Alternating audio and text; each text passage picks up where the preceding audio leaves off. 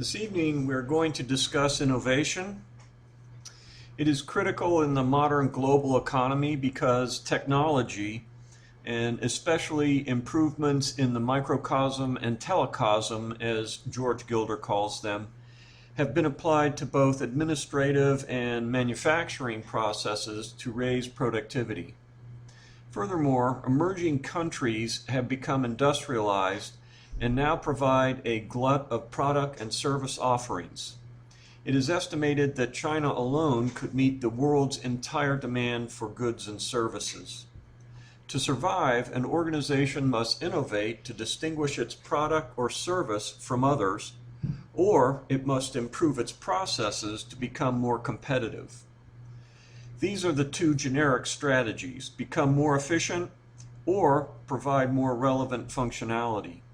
Porter described them as becoming more cost competitive or differentiating a product or service from those who are more efficient. Both require innovation, becoming more efficient, differentiating. And of course, according to Ashby's law of requisite variety, this requires leveraging distributed knowledge. We always come back to Hayek's premise that relevant knowledge is never conveniently co-located in one place, but is distributed, and therefore the need for virtual teams.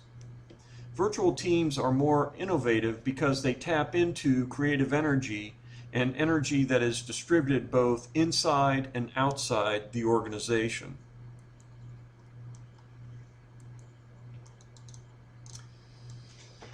The great economist Schumpeter thought innovation the basis for economic advance, but that it was an intuitive art that could not be formulated, and that only certain people have the gift, so to say. In contrast, the great anthropologist Barnett thought innovation was the basis for cultural advance, and that innovation has recognizable patterns. We will take Barnett's position and study his model for innovation that is based on the notion of recombination. Modern business authors such as Kim and Mawborn, as well as Hargadon, have applied the simple assimilation aspect of Barnett's recombination model. Kim and Mawborn have studied how recombinant innovation in product design for products or services can result in what they term blue oceans, which are new markets without competition, and organizations in that blue ocean can reap first mover advantages. This is Porter's differentiation strategy. Hargadon likewise has studied how to apply innovation to processes to improve the effectiveness of an operation. Henry Ford is someone Hargadon investigates in his work. This is the cost competitive strategy. In addition to simple assimilation, we will also review Barnett's concepts of dissimilation and parallels. These two aspects of innovation have not been explored by the modern business authors, but they inform us on the innovation in the software engineering industry and in marketing. Innovation is critical in the modern global economy. Technology-enhanced productivity and the industrialization of emerging countries has created a worldwide supply that exceeds demand. To survive, innovation is essential, and it must leverage distributed knowledge. Findings from current research are that global virtual teams are more creative and produce more innovative solutions than co-located teams. Innovation does follow certain patterns, and Barnett proposes that innovation is the basis for cultural advance, and he defined a comprehensive theory for innovation.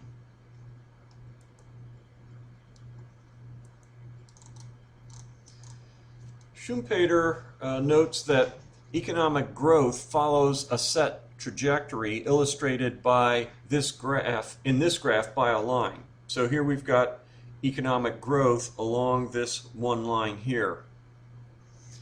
On the other hand, economic development is a quantum leap, a material shift in the curve that represents the relation between the factors of production and output. So this is economic development. It moves the curve over here so that as you increase the factors of production, you get, instead of this amount of output, you get this amount of output. The gains in output can be in utility or satisfaction of a good or service, or it could be just plain old more output for the same quantity of input. To Schumpeter, innovation is the basis for economic advance.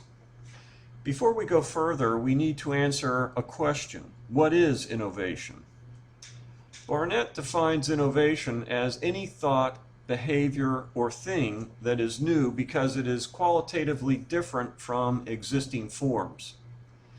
Notice that this is not just new things like products or services or processes, but also new ways of thinking, new meanings, and concepts. As we will see in numerous examples this evening, new meanings and concepts have resulted in some of the greatest business successes in the 20th century. The new way of thinking, the innovation, results in powerful change that's often disruptive, no matter what form it takes.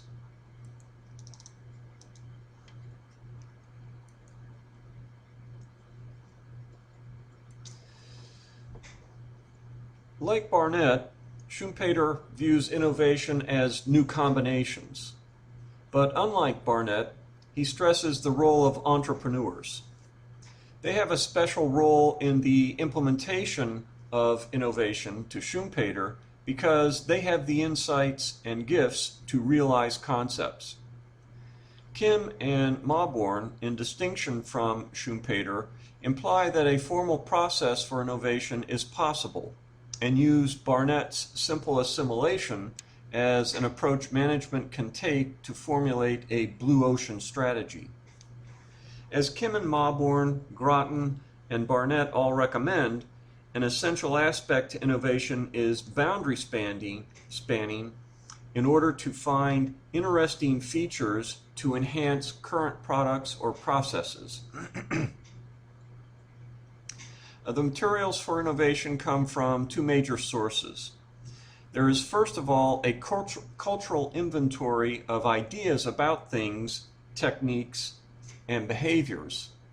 Then there are the objects or real things that can be used to actually realize the innovation. This includes not just materials and tools, but also people of varied skills. Virtual teams inherently span boundaries because the varied skills are rarely co-located, and with virtual teams, those skills can be assimilated into a cohesive operating unit that can accomplish the innovation. Not all innovation is an earth-shaking disruption. Some are incremental improvements. And Kim and Mauborgne, as well as Hargadon, argue that innovation is essential for survival in today's competitive world.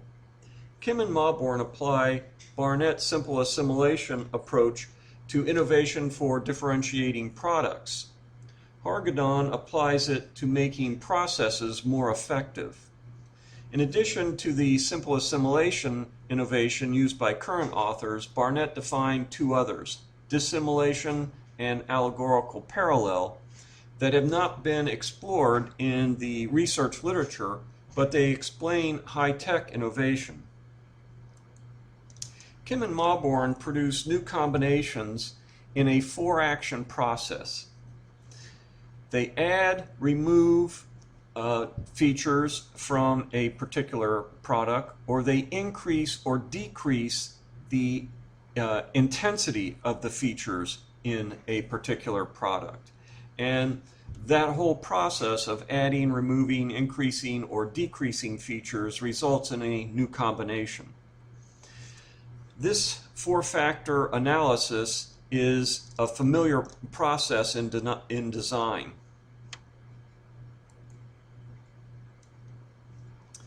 Schumpeter views innovation as new combinations implemented by entrepreneurs. Simple assimilation is the basis of Kim and Mauborn's Blue Ocean strategy. They recommend boundary spanning to find interesting features to enhance current products. Virtual teams, of course, inherently span boundaries. Kim and Mauborn produce new combinations in a 4-action process: add, remove, increase, or decrease. And again, this is a familiar process in design. Freeman and Newell in 1971 published a paper, A Model for Functional Reasoning in Design, where they described this very process.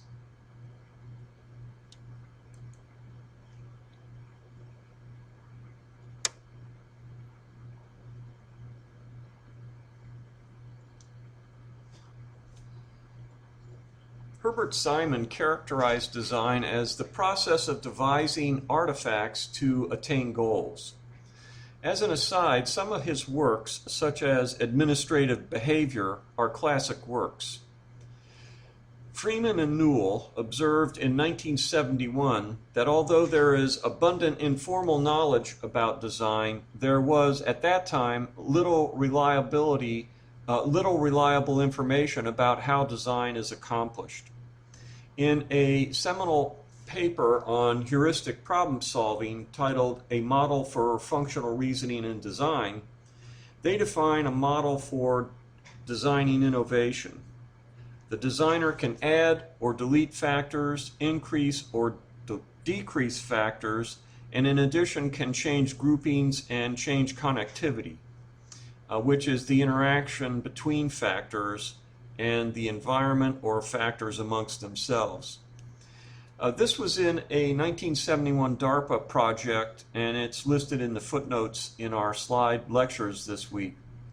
Years later, Kim and Mauborn introduced the 4-factor analysis technique in a business strategy book, which eliminated basically the change groupings and change connectivity between factors.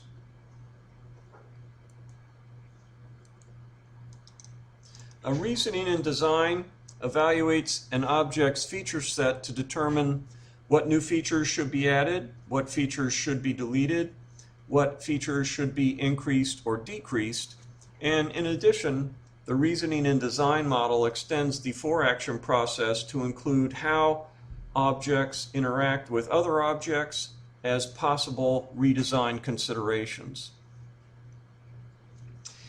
In 4 or 6-factor analysis, in either one of them, there's a risk that components may not exist for the functionality or may not interact properly with the original structure or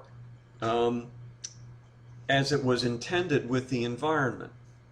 Moreover, an implementation plan must be successfully executed to realize the vision. This means that the failure of a vision can be the result of a bad vision or of a bad implementation. Approaches to strategic execution, like the balanced scorecard, mitigate the implementation risk by organizing a solution around a comprehensive set of performance indicators in addition to financial, such as the impact on existing processes, the impact on the customer, and the learning required to accomplish the innovation.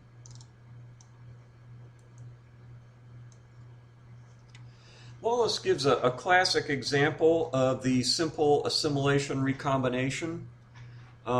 We will also review other examples for the other forms of recombination.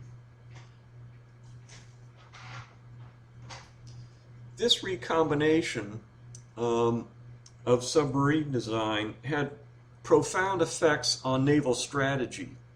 But as we go through it, you realize that none of the elements or relationships was entirely new. The morphemes and the syntax were provided by prior structures. So let's go over this redesign of submarines to make them more efficient underwater. Wallace published this in his book Culture and Personality in 1963, but obviously it was something that was done in the 50s, and especially for the nuclear submarine program. So Wallace gives a classic example of simple assimilation that involved work in submarine design to improve underwater efficiency. And of course, simple assimilation is what Hargadon and also what Kim and Mauborgne are proposing in their works. So for submarine design, first it was observed that submarines and fish both operate underwater so that they are related at a fundamental level. Some observations were that submarines with a ship shape move slowly underwater, while fish with a shark shape swim fast. The designer then recombined observations about submarines and fish into a new idea by substituting. The new idea was submarines with a shark shape should move fast underwater. So the relevant analogy for submarines is not a surface ship that you just make watertight, but its shark-shaped design is a better analogy. Sharks are a better analogy for submarines in terms of efficient operation underwater. And they did implement that idea, and it became extremely successful. Let's give a formal definition of the three recombinations that that I mentioned at the beginning of the lecture, starting with simple assimilation. With assimilation, elements of a donor concept are assimilated into the recipient concept, say shark shape into submarine design. At the same time, some of the elements in the recipient concept are eliminated. Ship shape was eliminated in submarine design. The concepts that are being used in recombining must be related in some manner. The model we will use is for explaining all of our various recombination models is circular shapes to represent elements of a concept and lines to represent relationships. So let's represent the submarine design innovation in this model. Sharks and submarines are related at a fundamental level in that they are both objects that operate underwater. While sharks were quick, the old subs with a surface ship shape were not. So, with simple assimilation, we have two objects that are similar and have a performance trait that is related to one or more of their attributes. The attributes on the object with the desired performance replace the attributes in the other object to improve it. So here we've got our objects represented by circular shapes, and we have shark shape as one of the concepts and shark as the other, and a shark shape made the shark fast. On the other hand, we had ship shape as one concept and submarines who had a ship shape moved slowly, so that the relationship between ship shape and sub was slowness. So with the recombination, we replace the performance trait ship shape with the performance trait shark shape, and we end up with subs with a shark shape potentially could be fast if they were used to design submarines. And so it's something that obviously you'd have to test out. Not all innovations work out, but it's something that is worth investigating. And in fact they did, and it was successful.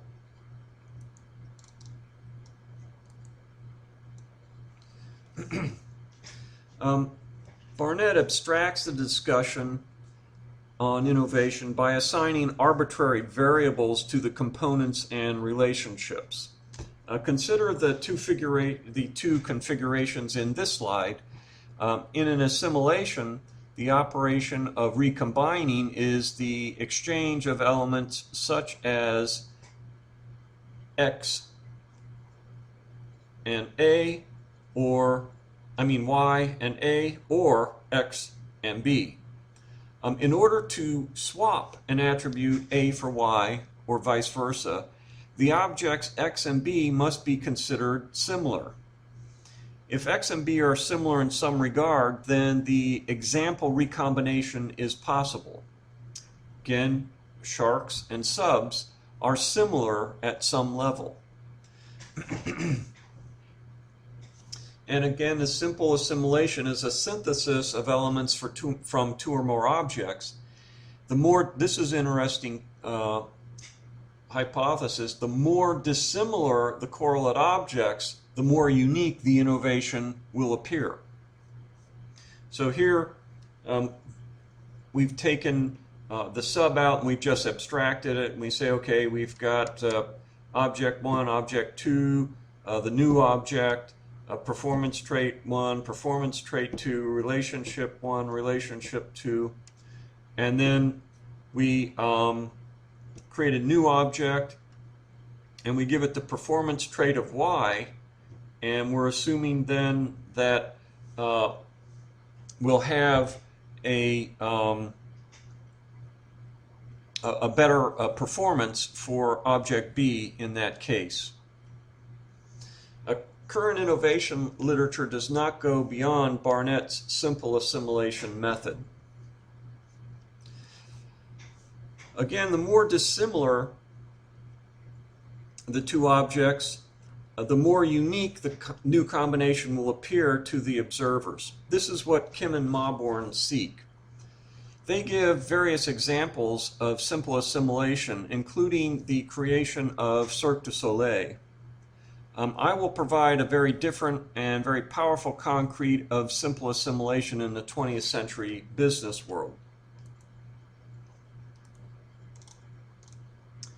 A 1911 antitrust decision by the U.S. Supreme Court gave rise to one of the most competitive consumer markets of the 20th century.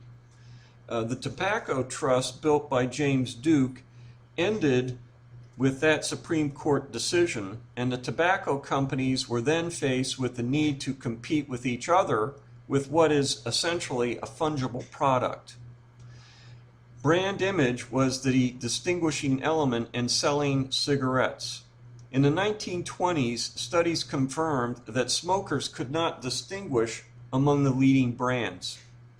Marlboro cigarettes were introduced in 1924 and originally targeted women. The brand image was built on the concept of protection, with taglines such as "Ivory tips protect the lips" and "Mild as May." The ad on the left represents the Marlboro brand meaning during the time period of 1924 to 1954. And you can see it was targeting women. It had filters. The tips were advertised as protecting the lips, and the cigarette was advertised as mild as May. The brand, as an elegant cigarette for women, managed to maintain a minor share of 1% of the overall cigarette market. In the early 1950s, cancer-protecting filter cigarettes were introduced, and Marlboro converted from beauty tip filters to what were then believed to be cancer-protecting filters, along with Benson & Hedges, L&M, and a few other brands. The brand meaning, though, for Marlboro was still protection. Another important change happened in the 1950s as well. Studies were showing that cigarettes increased the risk of cancer. This created a desire in men to smoke filter cigarettes, but none of the filter brands were successful in reaching the male market. Philip Morris, the owner of Marlboro cigarettes, hired the Leo Barnett advertising agency. Draper Daniels was the creative director at Leo Barnett, and he discovered the reason that men avoided filters when he reviewed the results of a Roper study. In the open-ended questions, men expressed concerns that smoking filters would make them appear to be effeminate.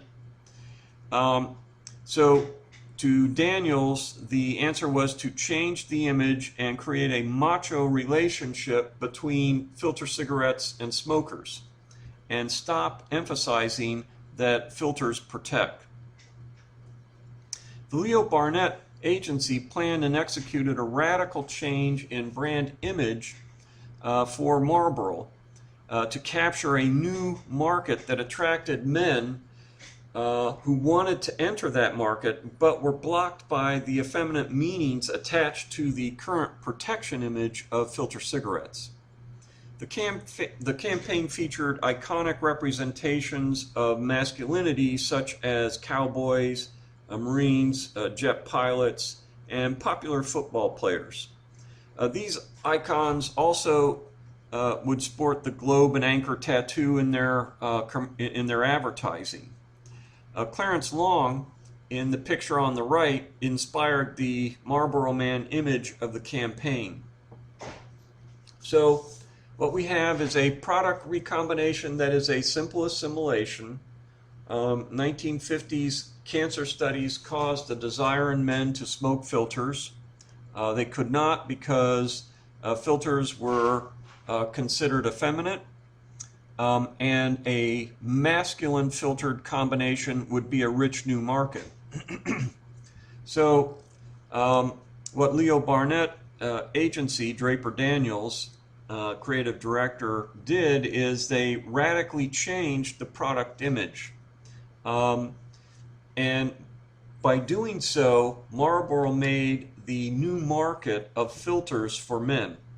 So they took this whole combination of the object and the performance trait and the relationship between them and recombined them, and with the market that they were currently in, which was men smoked unfiltered cigarettes, and that was considered masculine. But that was not a market that men wanted to be in, the men smokers. And so if you could figure out a new market, you could really tap into what Kim and Mauborgne would say is a blue ocean. So what Leo Barnett and Draper Daniels did is they invented an advertising campaign based on Clarence Long, here a cowboy, and he was a real cowboy, smoking filter cigarettes, and they changed the meaning of the filtered cigarettes so that they were masculine. So you then had men's cigarettes, and the relationship was masculine to filtered cigarettes in the men's cigarette market. So in review, filter-tipped cigarettes had a meaning in the past of protection and were associated with women, while unfiltered cigarettes had a meaning of macho that appealed to men. Using Barnett's criteria, the correlates must be similar at some level. Of course, men and women are both human beings, and filtered and unfiltered are both cigarettes. Recombination creates the candidate new market of the filtered cigarette for men, with a macho relationship connecting the two.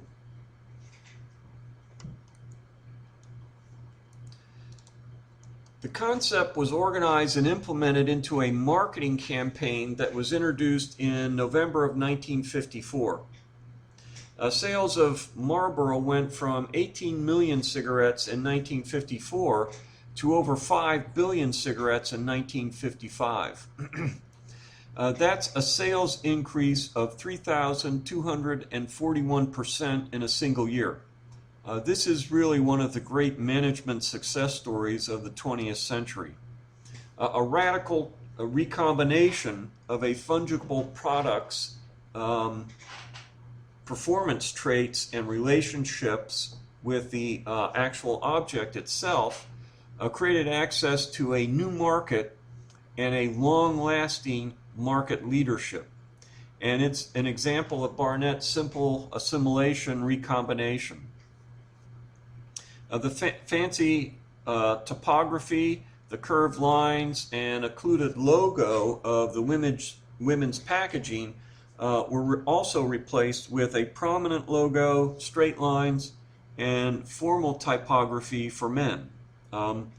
Men prefer the straight lines, the block letters, as opposed to more fanciful typography that appealed to women. Once a target new design is known, other attributes can be changed to enhance the performance effect. Moss, Gunn, and Kubacki give insights about how design can be changed to appeal to a different gender. These elements are evident in the change in the Marlboro packaging to support masculinity. Moss finds that men favor the use of a company logo, while women are indifferent towards logos. In addition, men prefer straight lines, whereas women prefer curved lines. Finally, women are attracted to the fanciful typography, but men tend to reject fanciful typography. These gender attributes are apparent retrospectively in the change in the packaging shown from the figure on the left to the figure on the right, which is the packaging of the 1955 Marlboro cigarette that was designed to appeal to men. And of course, in addition to the packaging, the biggest challenge to accomplish such a radical image change was in the iconic advertising of the Marlboro Man. Men with renowned masculinity, of course, were enlisted into the advertising campaign.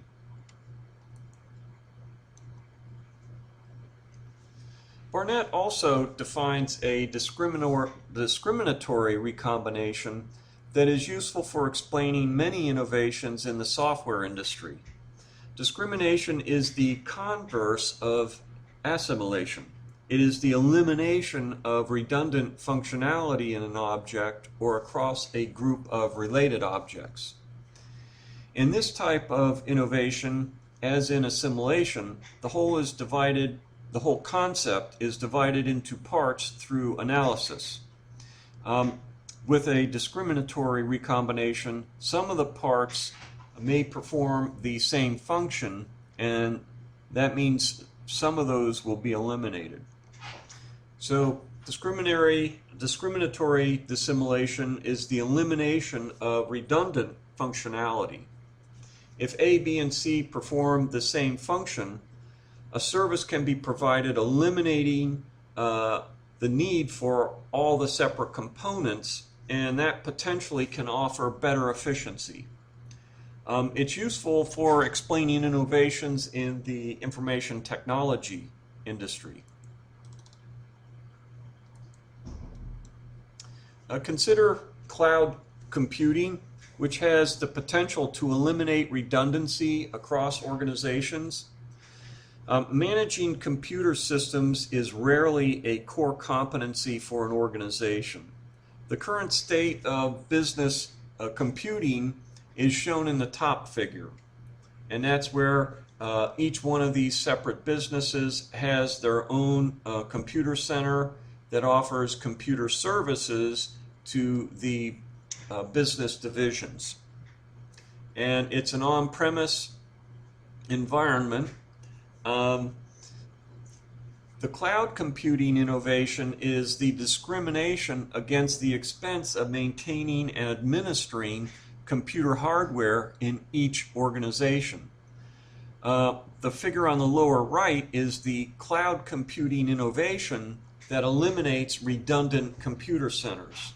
So here you've got one computer center, the cloud computing a computer center, if you will, that offers computer services to each one of the businesses and their operations.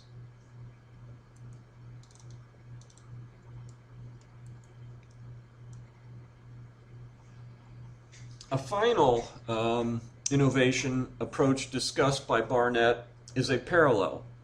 This involves the projection of a relationship from one pair of correlates to another, and that's as shown in this figure. Here we've got, of course, the projection of a relationship from one pair of correlates to another. So here we've got A and B as our one correlate pair, and what we do is we project the relationship R2 and replace the original relationship of R1 between A and B with the new relationship of R2. And design patterns in the software industry are an example of using this kind of parallel or analogy.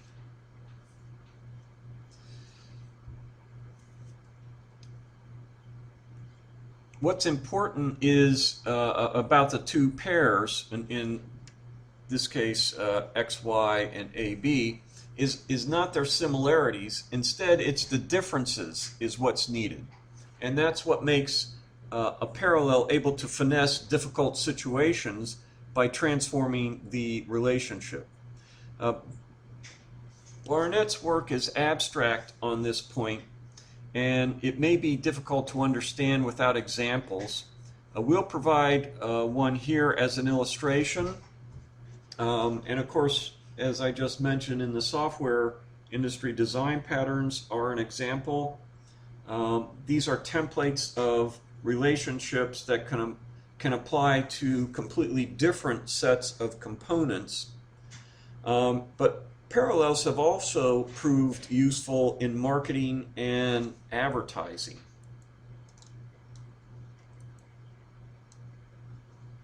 Harley-Davidson is an example of a parallel innovation. The firm was on the edge of its third bankruptcy in the early 1980s, and at that time it was largely perceived as obsolete. Its traditional styling was from the 50s, and its designs could not compete with the Japanese motorcycles in terms of performance or reliability. The hobby experience was the brand management strategy under the old regime that basically led Harley-Davidson to near ruin. This was an old meaning that had floundered in competition with the Japanese. In 1966, when Japanese companies controlled 85% of the American motorcycle market, the CEO of Harley-Davidson, William Davidson, reported to Forbes magazine that the Japanese bikes were about transportation, while the big American bikes were about hobby. And he said he had no concerns with pursuing that hobby strategy back in 1966.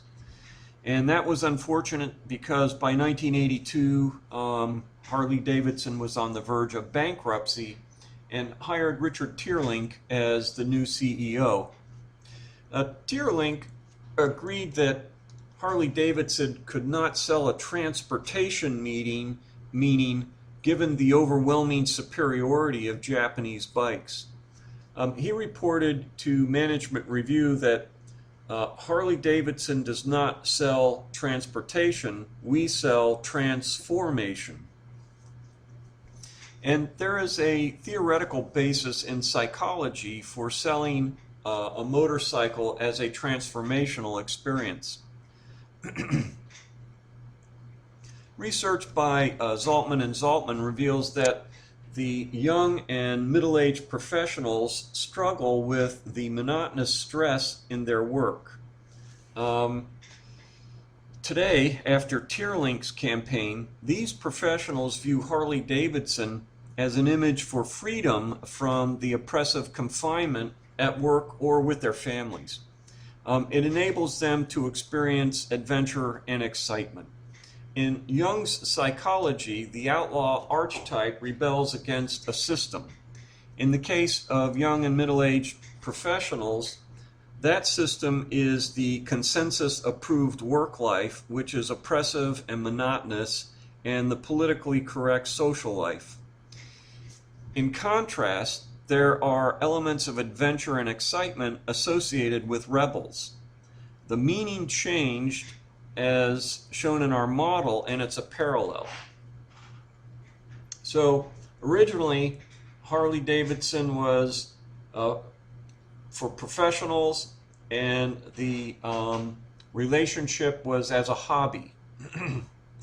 On the other hand, Harley-Davidsons were used by motorcycle gangs, and they had members in the motorcycle gangs who shared a rebel camaraderie.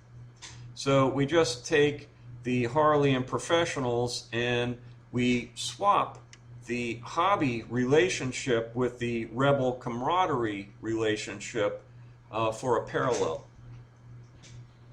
And of course, the old happy hobby image of Harley was contrary to the need of the target professional market, but the rebel image did have an appeal to the professional market.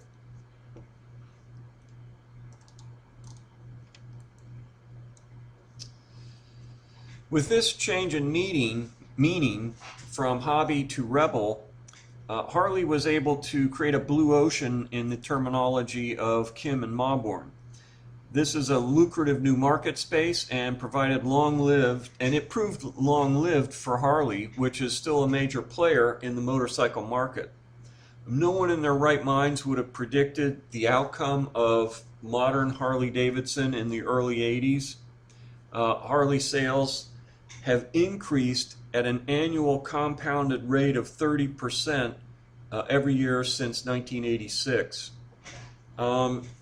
It presents an effective image. Harley attempted to stay alive in the motorcycle market as a hobby, and those results were disappointing because it lacked appeal to the lucrative environment it wanted to get into. Professionals felt repressed in their work life and social life, and professionals were not buying hardware or even a lifestyle. What they were really buying was redemption from their entrapment in a dead world. And Harley-Davidson motorcycle was the transformation bridge for a rebel joining a tribe. And with that, sales have increased 30% compounded since 1986. The recombination was profound. It saved Harley-Davidson from bankruptcy and propelled it to brand dominance. The image went from professionals with Harleys as a hobby and motorcycle gangs with motorcycles have rebel camaraderie to professionals with Harleys have rebel camaraderie.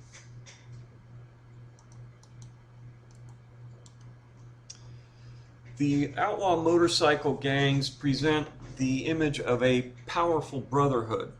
Such a brotherhood rebels against any repression directed at it.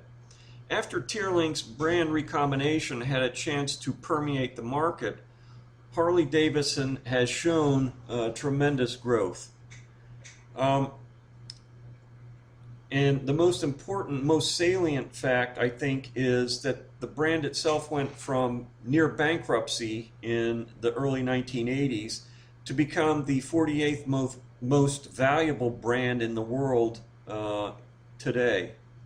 The parallel recombination proved highly effective for Harley-Davidson.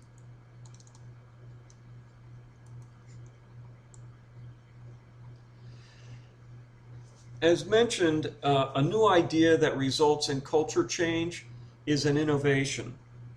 When they reviewed cases of production and product improvement through the lenses of innovation, management researchers discovered systematic methods they that they incorporated into their strategy making.